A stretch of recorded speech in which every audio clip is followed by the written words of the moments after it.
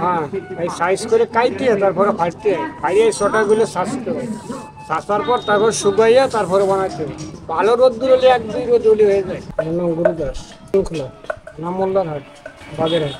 যারা কুটির শিল্প মেলা দিন হয়েছে, 25 একদিনই তো পারা যায় না, একটাও পারা যায় না, বুঝছেন? 1.5 দিন বিভিন্ন আইটেমের মাল বানায় বাসে, চালন, কুলো, খালোই, ডালা, বাঁশের জামা, আঙ্কুরো, ঠিক আছে, বিভিন্ন রকমের মাল হয় বাসে। না আমার ওই বাপ দাদারাও করে আসছে। বৈশাখ মাসে ধরেন কুলোটা বেশি চলে, ধানের সময়। আর এই সময় আসলে এই আঙ্কুরো, পোলো এইগুলোর চাহিদা বেশি, এই জন্য এইগুলো করি, ঠিক আছে। এগুলো তো পোলো, এই পোলোটার চাহিদা বেশি, পোলো, আঙ্কুরো। আমরা এখান থেকেই তাই বানাই পারি না, বুঝছেন, এখান থেকে সেল হয়ে যায়। আর ছোটগুলি 400, ওইগুলো 700-800, বিভিন্ন দাম। সাইজগুলোর দাম আছে। আপনার এই পাড়ায় কতজন লোক আছে এই কাজ করে? মেলা আছে, 50-60 জন হবে। শিল্প কাজ না, আগের থেকে এখন কমে গেছে, বুঝছেন। ওই প্লাস্টিকের মাল উঠাতে, এই জন্য বাঁশের মালের চাহিদা একটু কমে গেছে। এই জন্য এখন মুসলিম 4-5 জনে করি।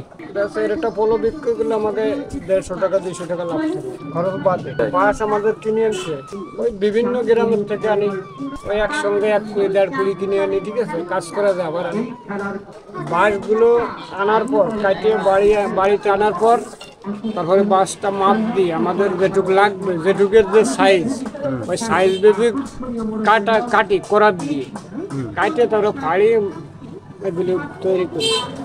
কাটেন? হ্যাঁ, এই সাইজ করে কাইতে তারপরে ফাটতে হয়, ফাড়িয়ে ছোটাগুলো ছাঁচতে হয়। ছাঁচার পর তারপর শুকাইয়া তারপরে বানাইতে হয়।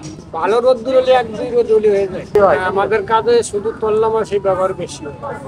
এই বাঁশগুলো প্রধানত কোন অঞ্চল থেকে কিনে আনেন? মানে কোন দিক যান আপনারা কিনতে? আমরা যাই কলসিখালি, গরিবপুর, শরীফপুর, আবার বাটিপাড়ার লাইনে যাই, তারপর আবার যখন নাইলুয়া যাই, যে সময় যেদিকে পাই, ঠিক আছে। বিভিন্ন এলাকা আছে তো। একটা বাঁশ দিয়ে কতগুলো এই পোলো বানানো যায়? একটা ভালো বাঁশ হলে ধরেন 3-4টে পোলো হয়। একটা ভালো সাইজের বাঁশ হলে 200 থেকে 250 টাকা, 1600 টাকার মতন হয়। মুদ্রি টুদ্রি দিয়ে অল্প কিছু থাকে, তাই তো?